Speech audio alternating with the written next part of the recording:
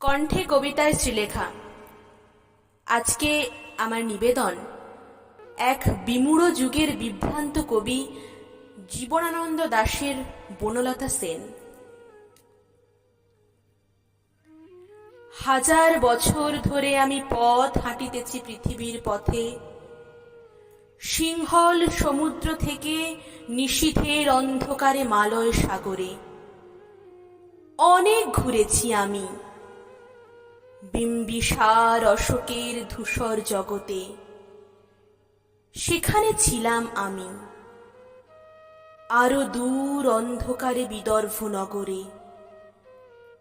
আমি ক্লান্ত প্রাণ এক, চারিদিকে জীবনের সমুদ্র সফেন আমারে দুদণ্ড শান্তি দিয়েছিল নাটোরের বনলতা সেন।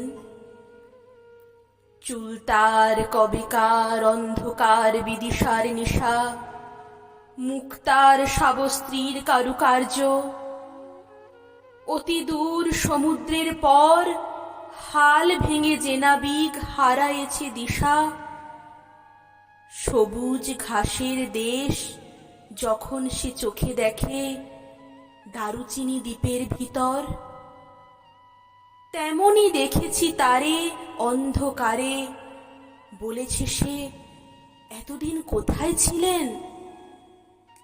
পাখির নীড়ের মতো চোখ তুলে নাটোরের বনলতা সেন। সমস্ত দিনের শেষে শিশিরের শব্দের মতো সন্ধ্যা আসে, ডানার রৌদ্রের গন্ধ মুছে ফেলে চিল।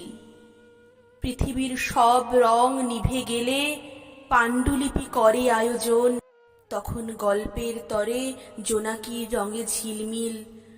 সব পাখি ঘরে আসে, সব নদী ফুরায়, এ জীবনের সব লেনদেন। থাকে শুধু অন্ধকার, মুখোমুখি বসিবার বনলতা সেন।